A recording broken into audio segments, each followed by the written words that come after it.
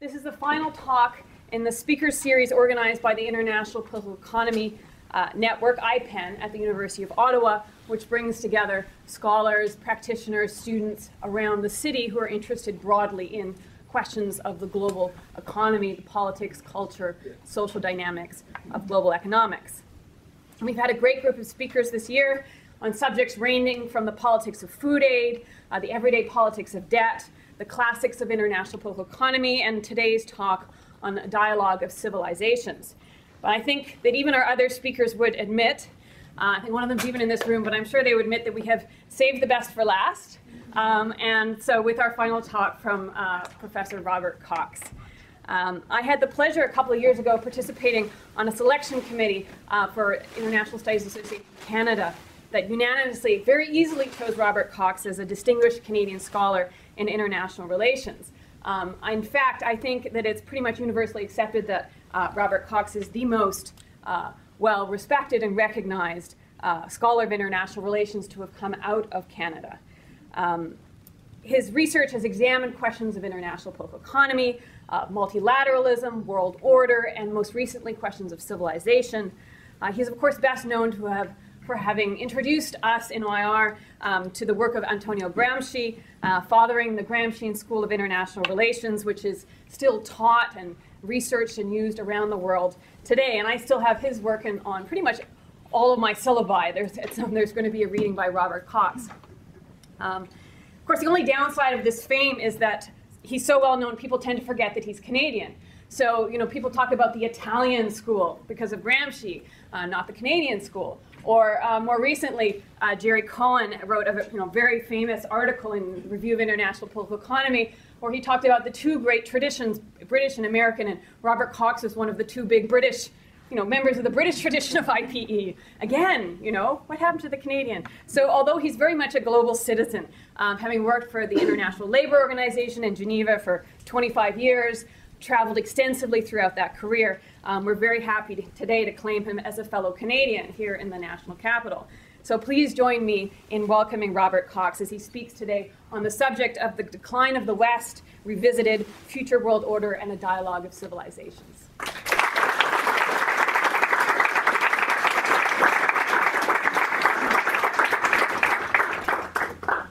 Alors, merci beaucoup pour cette introduction un peu trop élogieuse. Et c'est un très grand plaisir d'être revenu à l'Université d'Ottawa après une absence de, je crois, 7 ans. Mais en tout cas, je vous remercie d'être venu pour m'entendre. I'm very pleased to be back again at the University of Ottawa. Good friends here, and a place I've visited, well, not frequently, but 7 years ago, and practically 7 years before that. Anyway, what I wanted to talk on this theme today, begin by speaking about the economic crisis in Europe and North America since 2008, which has given birth to a feeling of uncertainty about the future. And this crisis has been due largely to the extreme indebtedness of the United States and the European countries and the consequential declining value of the US dollar and of European currencies. But people in these countries are hit more directly by high and more persistent levels of unemployment. And the fact that China, and not only China, but also India and Brazil and some other countries out of the North Atlantic Circle, have fared much better economically throughout the crisis. It prompts a new questioning about the future balance among countries in the world economy. And more broadly, American world leadership, seemingly secure since the end of the Cold War, may now be economically less sustainable, and that leads to questioning the continued dominance of the West in a future world order. Western dominance has not taken the form of a comprehensive organization of global governance. Such a comprehensive structure was indeed envisaged following World War II in the shape of the United Nations, with its Security Council composed of the victorious great powers. But this structure was almost immediately marginalized, losing its purportedly universal character as the great powers split apart with the onset of the Cold War. And thenceforth, the major political and economic issues have been dealt with through other arrangements, put together bit by bit as occasion allowed. The world then has been in a condition like what neurologists call self-organization. And neurologists mean by that what happens when the nervous system encounters a blockage, which it then bypasses when neurons spontaneously generate a new channel of activity. And by analogy, the blockage of the UN Security Council during the Cold War confrontation, the confrontation between the United States and the Soviet Union, generated NATO and the Warsaw Pact, which expressed the military unity of the West and the East confronting each other. More recently, when the European countries' relations with Russia, that is the successor to the Soviet Union, have improved, the original purpose of NATO ceased to exist. But instead of dissolving, NATO was converted into an American-led alliance expanding to include former Soviet bloc states of Eastern Europe, and then becoming an American instrument for the so-called war on terrorism, penetrating from the Middle East through the Caucasus into Afghanistan. But in this latter venture, cohesion among the European members has been strained. There was far less commitment to a seemingly endless war in Central Asia. NATO has become a framework under American leadership for Western nations to put together coalitions for particular purposes, like the most recent intervention in Libya. In this case, NATO intervention, initially endorsed by the UN Security Council as a humanitarian action to protect the civilian population against Gaddafi's threat of massacre, it morphed into something that went far beyond the Security Council's authorization to become an exercise in regime change. In the rest of the world, this has been widely seen as a latter-day imperialist venture, while Western supremacy is increasingly questioned, along with the durability of American global hegemony. The world economy was for a time managed not without phases of recession and financial crisis by the G7 major capitalist powers. Their consensus, the so-called Washington Consensus on neoliberal principles of management of the global economy, lasted comfortably from the 1970s. That is, from about the time Ronald Reagan became president and Margaret Thatcher became prime minister of their respective countries for the following 2 decades. During the 1990s, however, the Washington Consensus ceased to exist as a virtually automatic governing mechanism. The rising economic powers, beyond the neoliberal clique at the top, demonstrated their increasing weight in world economic affairs. So the G7, while continuing to exist as a consultative mechanism among the top capitalist powers, had to take account of a new, broader grouping which became the G20, including Russia, China, India, Brazil, the so-called BRICS, and a few others. This was happening while the world has been confronted by the worst economic crisis since the Great Depression of the 1930s. A crisis which emanates from the United States, the still but weakening center of the global economy. Henceforward, global economic management is no longer a matter of economic doctrine consensually accepted among a dominant economic elite. It is a matter for political negotiation among all the major interested parties. How the two dilemmas of global political organization and global economic management will be resolved is by no means clear in the present phase of uncertainty. One thing should, however, be clear. Overshadowing conflict of national interests in global governance is the impact that whatever is done about them will have on the stability of the Earth's biosphere. The challenge here is to resolve global political and economic issues in such a way that the fragile biosphere is not placed in jeopardy.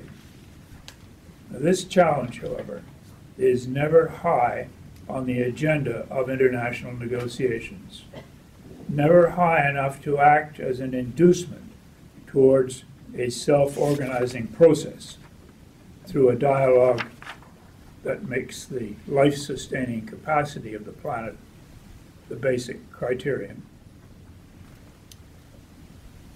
The world of the last half-century is passing away, and the definitive shape of a new world order is far from clear. In thinking about the movement of history, it's important to contemplate for a moment the nature of historical change.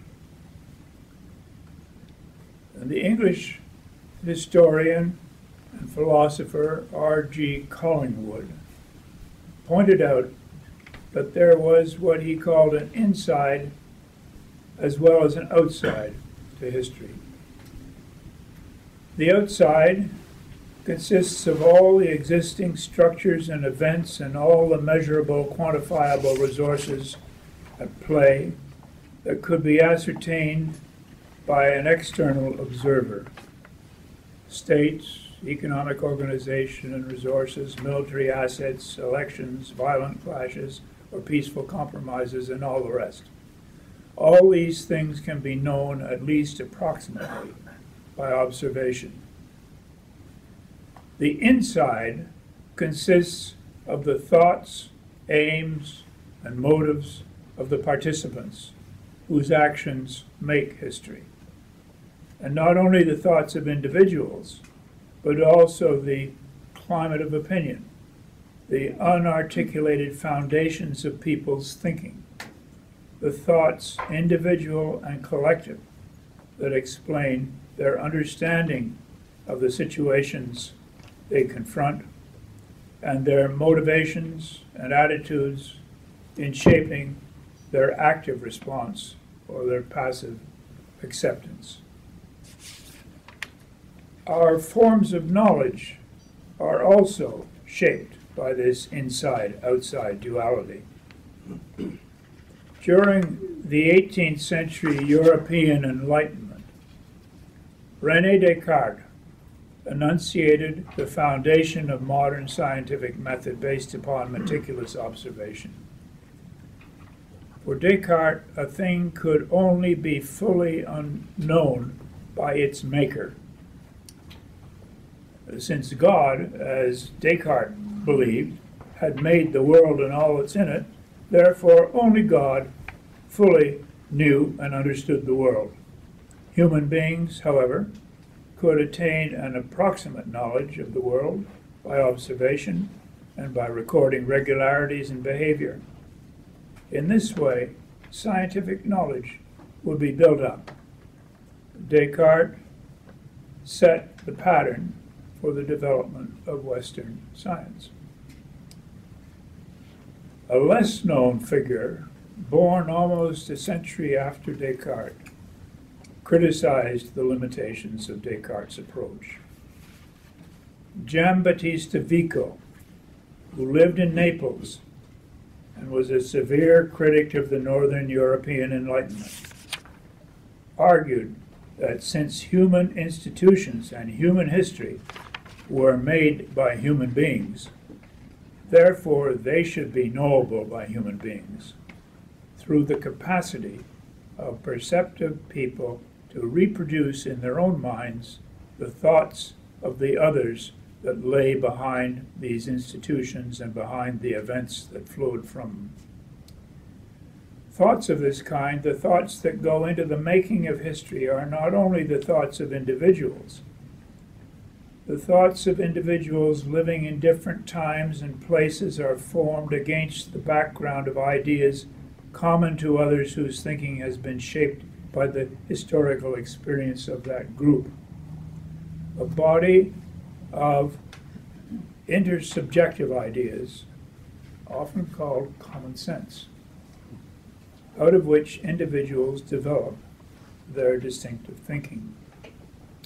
Common sense seems to be universal to those who live with it, but is relative to time and place to those who look upon it critically from afar. You have to know the common sense of the group in order to interpret the specific thought of individuals.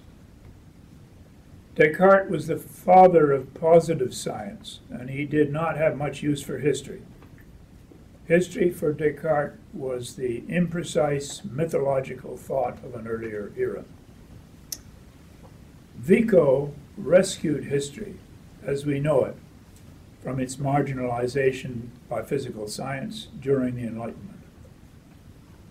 Vico didn't call it history, he called it philology, because the study of the meanings of words and of language was his method for penetrating the minds of those human beings and peoples who had made history from the earliest times, including the institutions and processes built up and broken down by human effort or by neglect.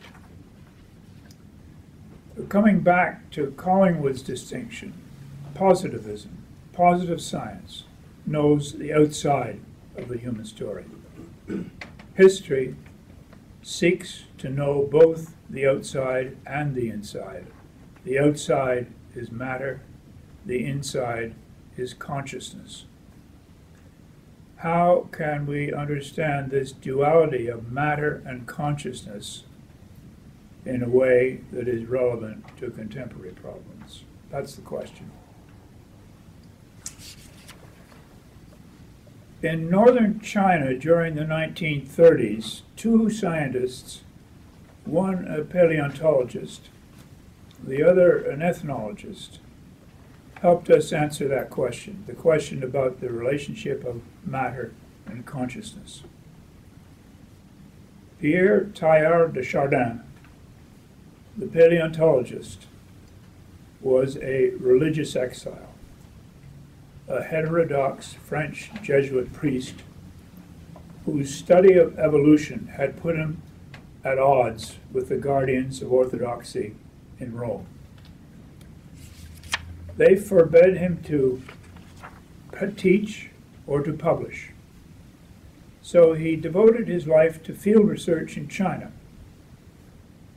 He introduced the concept of the Noosphere, named from the Greek word for mind or intellect, to represent the sphere of consciousness, of conscious thought, which came into existence in the course of evolution with Homo sapiens becoming aware of his material conditions of existence and reacting to them.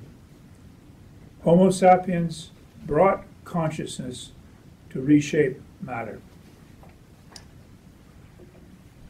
S.M. Shirokogorov, the ethnologist, was from Vladivostok. He was in political exile from Stalin's Russia. He pointed out that Homo sapiens was never a single uniform species. Homo sapiens has evolved in distinct groups through distinct processes, each of which he characterized as an ethnos, plural being ethnoi. Each ethnos was a process of collective development of a segment of humanity in that part of the world where it existed, evolving, in the case of each ethnos, a distinct way of understanding and dealing with its particular world. How people related to each other and how they confronted outsiders or foreigners was determined by developments in the evolving collective consciousness, in the intersubjectivity of each ethnos. Language, myth, and religion, which evolved in time into different forms of rationality, consolidated the realms of consciousness that differentiated one ethnos from another in the civilizing process of each of them. So together, Tayar and Shirokogorov gave us a picture of the independent clusters of humanity we now call civilizations, evolving each in its own way of seeing and understanding the world. The one common link among all these historically formed human processes of development was the rare but essential capacity of a human being to reproduce within his or her own mind the complex thought pattern of another different civilizing process, not to make it their own, but to understand it as the essence of another. Oswald Spengler, just before the First World War of 1914-18, published his book Der Untergang des Abendlandes, the English title of which is The Decline of the West. His verdict about the West, implicit in the title of the book, now seemed premature, but in fact he was not predicting the imminent decline of the West. He was looking upon civilizations as organic phenomena that go through the stages of birth, maturing, decline, and death, much as Vico had portrayed the cycle of human agglomerations about 170 years earlier. For Spengler, the West had, in his time, passed its peak. The uniquely creative impulse of its earlier life was now all but exhausted. Western civilization would henceforth likely devote its efforts to the development of technology and to imperial expansion, rather than to the creative intensity of ever new ways of seeing and understanding the world. Now, in our present time, we're aware that if the West is not irrevocably in decline, the East is on the rise, and the balance of world power is shifting. The dilemma of world order today is to see how that adjustment of world power can be made peacefully. Spengler saw a world of cultures. He used that word culture from the German form Kultur to represent the earlier creative stages of the civilizing process, reserving the term civilization, an 18th century word of French extraction, civilisation, for the later stages. Spengler saw a world of cultures and civilizations coexisting in space and linked over time, much like Shirokogorov's ethnoi. Though his focus was on the West, he sought to capture the essence of other civilizations as well. He observed that the culture of China, prefiguring that of the West, was profoundly historical-minded, while the culture of India, like that of classical Greece, was non-historical, the culture of an eternal present. Spengler was trying to grasp the ways in which people in different cultures and civilizations constructed their views of the world. He certainly did not have the final word on that, but his admonition to move from what he called a Ptolemaic concept of history, from the West being the center around which all else revolves, to an understanding of the individuality of coexisting cultures and civilizations, revolving in space together and connected through time, is particularly relevant to the present. He was stressing the importance of looking into another civilization so as to see it from within, not just as an external alien thing. In beginning to think that way, it's a good idea to look introspectively into one's own tradition of civilization, to find the elements that are specific to it, elements which can allow contrast and comparison with other traditions of civilization. In this way, one can avoid the illusion of assuming that one's specific tradition has the quality of universality. In the origins of peoples, each ethnos, to use Shirogagarov's word, evolved in a close relationship to nature.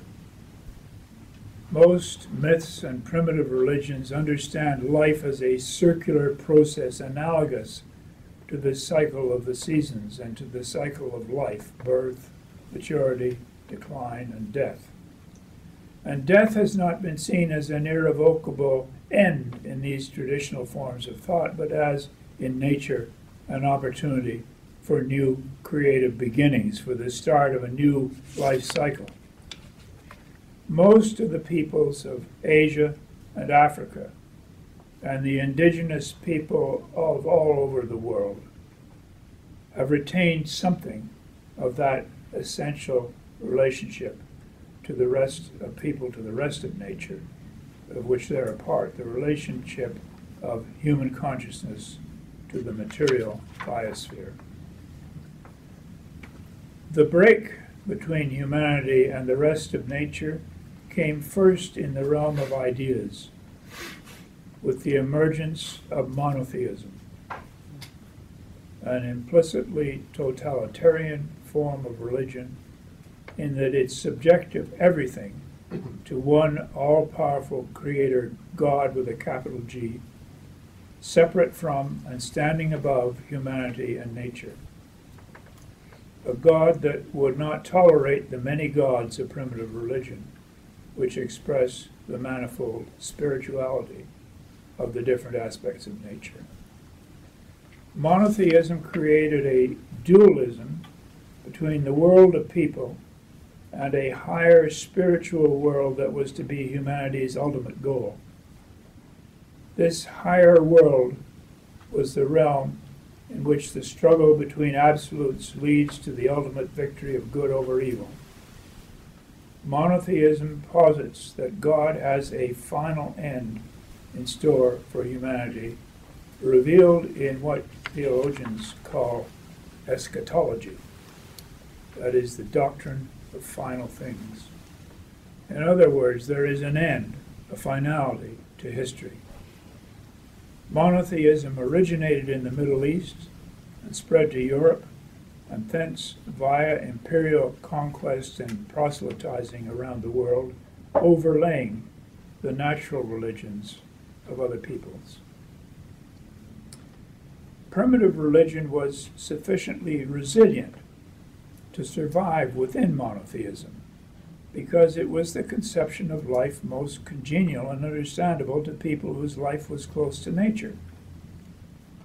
During the European Middle Ages, worship of the saints flourished, a counterpart within a formal monotheism to the many divinities of the primitive religion. St. Francis of Assisi revived within Christianity a particular reverence for the spirituality of nature and showed it was possible within monotheism to preserve something of the plurality of spiritual life. The Industrial Revolution struck a blow at this plurality of the natural religion by changing the manner of living of peoples in the new industrial societies.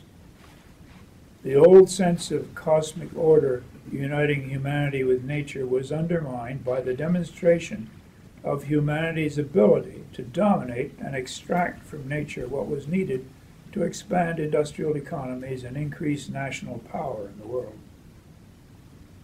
The old eschatological habit of mind then became secularized, without changing its meaning that history was moving towards a preordained end, which was now based on control of the material world. It has only been in the closing years of the 20th century and the opening years of the 21st that the consequences of this rupture between Homo sapiens and nature, between consciousness and the biosphere, has been perceived as a looming catastrophe. The American neoconservative vision of the end of history as the world converging towards American-style democracy and free market capitalism has been challenged by a more somber vision. The end of history now has acquired a cataclysmic meaning as the end of life on this planet. It meant that existing economic and industrial practices, if continued unchanged into the future, would devastate the biosphere upon which all life depends. At the same time, fundamentalist forms of monotheism have heightened conflict and violence in many parts of the world. These dual prospects of a weakening biosphere and intensifying religious and ideological fanaticism underline the urgency of an inter-civilization dialogue that could lead towards an understanding and tolerance of difference and an ability to deal effectively with common dangers. In studying the mental orientations towards the world of different peoples, what the French historians call mentalité, the duality of monotheism and primitive natural religion leads to the dichotomy of absolutism and relativism, of the idea on the one hand that there is only one correct way of ordering life in society and world order, and the idea, on the other hand, of a plural world in which different sets of values find a place where the common continuing task is to work towards toleration and consensus on essentials. There have been important differences between West and East in these matters. Monotheism seems to have been alien to the Chinese mentality from the earliest historical times. From my readings, I have the sense that in Chinese culture there has been a consistently cyclical view of history and civilization. The cycle of nature was reflected in politics and society. There was a cycle of virtuous government falling into corruption, leading to revolution, followed then by reform within the revolution and a repetition of the cycle. The Chinese mentality was also aware of conflict and struggle between conflicting principles in the process of a people's existence. This was expressed in the dialectic between the masculine and feminine principles of yin and yang, a dialectic of opposites, which were always bound together in the whole and which alternated in predominance through the course of history, in a process seeking a balance in which both poles would at least momentarily become reconciled. The Western tradition, by contrast, has understood change as a linear dialectic in which conflict leads all the time to a higher synthesis in a continuing trajectory. The eschatology of monotheism, the doctrine of movement towards a final outcome, was reinforced and secularized under the influence of the economic growth of industrialism.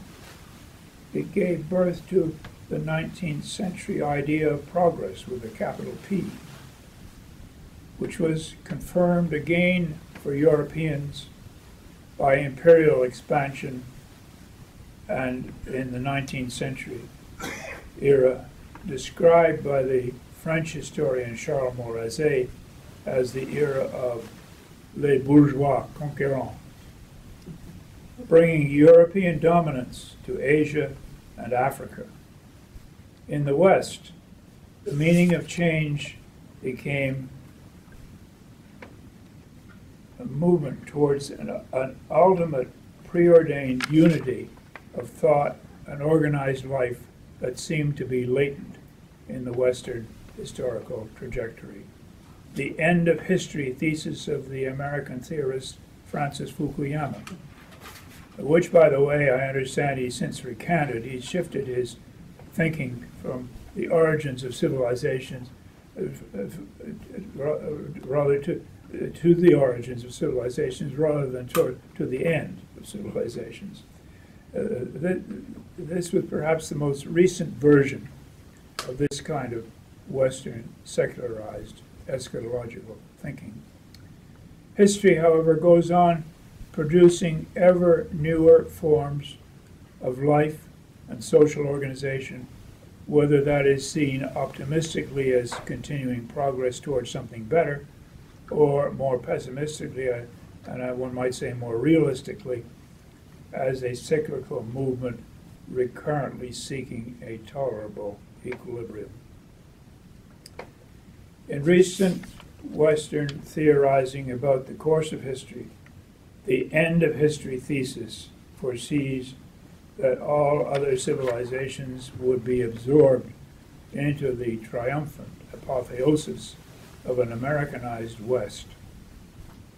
The Clash of Civilizations thesis of Samuel Huntington, an alternative American or Western projection into the future, for its part, would seem to freeze the non-Western civilizations, specifically Islamic and Confucian in Huntington's account, into fixed entities juxtaposed to a dynamic West. His metaphor for the clash was geological, the movement of tectonic plates, which emphasizes the solidity and impermeability of the entities in question, the impermeability of civilizations. Civilizations, however, are historical phenomena, ways of looking at the world, forms of collective consciousness, each evolving initially from within one of those distinctive processes of human development to which Shirokograf gave the name ethnos. Civilizations evolve through conflict within themselves and through borrowing from and resistance against encounters with other civilizations. They are forms of consciousness malleable in the historical experience of people, not geological slabs crushing against one another. They should be understood as processes changing through conflict among internal forces and from the impact of external encounters and influences. This brings us back to Vico's and Spengler's efforts to understand them from within in their development and in their encounters with other civilizations. To understand civilizations from within requires gaining an historical perspective upon the choices people and their governments face today. The central question about the future is, does the future lie with an American-led movement towards one all-embracing civilization embodying the values of American-style democracy and free market capitalism?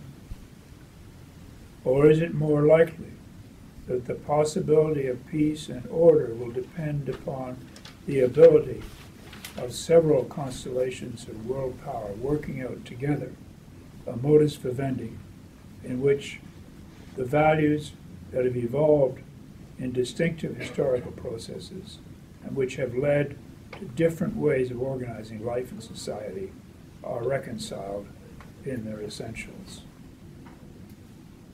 Two world powers today embody those alternatives, America on the one hand, China on the other.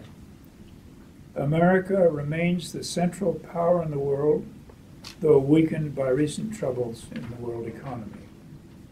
With Obama as president, America's leadership role has become more consultative and consensual, more multilateral in style, abandoning the unilateralism of the previous Bush administration, while it still seems, though less blatantly so, to retain the vision of a future world shaped by American values.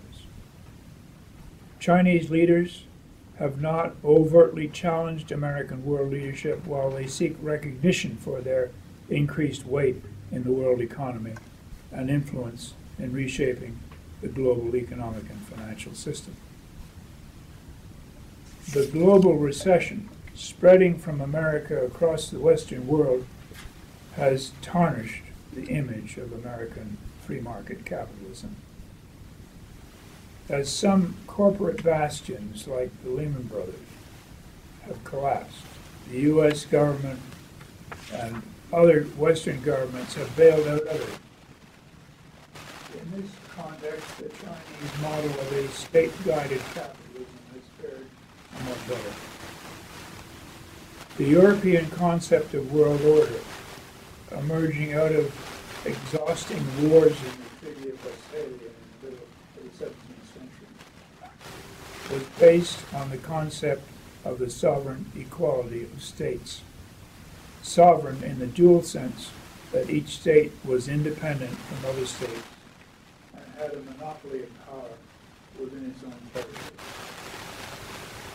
The whole state system came to be thought of as being regulated by the balance of power among these autonomous states, equal in their respective sovereignty. In reality, of course, as George Orwell put it in Animal Farm, some were more equal than others.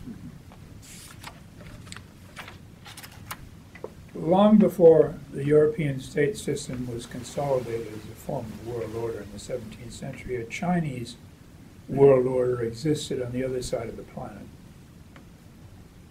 The traditional Chinese world order was a kind of cultural hegemony based on the supremacy of Chinese culture and guided by the principle of virtue, presumed to be inherent in it. Yet this world order recognized also the reality of the relative power of the different political entities composing it. All participants in this Chinese world order would aspire to the unity of all under heaven, their phrase to represent the world and its peoples, while recognizing pragmatically differences of power and of purpose among countries. Different forms of relationship were possible among the political entities that composed that world. The collective aim was to achieve consensus on what was vital to the whole, while allowing for the reality of diversity in power and values. Western thinking in recent years has become fascinated with the idea of some form of global governance transcending the 17th century state system. The American neoconservative vision saw the world as inexorably converging towards something like American society writ large, American-style democracy and free market capitalism, which would only require a push or surge, which was the current word, of military and economic pressure to accelerate and complete the process. This view came naturally to the American mind. The United States has known only a history of rising power, never yet the experience of decline and fall. Americans of all parties have cherished their myth of origin, imagined by the Puritan father John Winthrop in 1630. America as a new people freed from the evils of an unjust and decadent Europe. A shining city on a hill, a light to the world. This vision has been sustained by the process of globalization, and the problems of globalization are undermining it. Globalization has accelerated mass migrations that are rearranging populations in all parts of the world. It has accentuated the disparity between rich and poor. Globalization has accelerated technological development and spread it to new centers of growth. It has also changed the class structure of developing countries with the emergence of a middle class consuming according to the standards of the most developed. For some time, the so-called Washington Consensus defined the institutional and policy content of globalization. Economic globalization was a good thing, according to this consensus among the elites of the world economic institutions gathered in the U.S. Capitol. We can trace a slow but steady movement away from this consensus. The Asian financial crisis of 1997-98, which was seen by many in the West as the failure of the East Asian model of state-led economic growth, was seen in Asia as a demonstration of the dangers in the way global financial matters were managed out of Washington and Wall Street. In retrospect, that crisis may have been the turning point away from consensus on neoliberal policies. Meanwhile, massive U.S. trade and budget deficits have been financed by other countries, principally by China and Japan.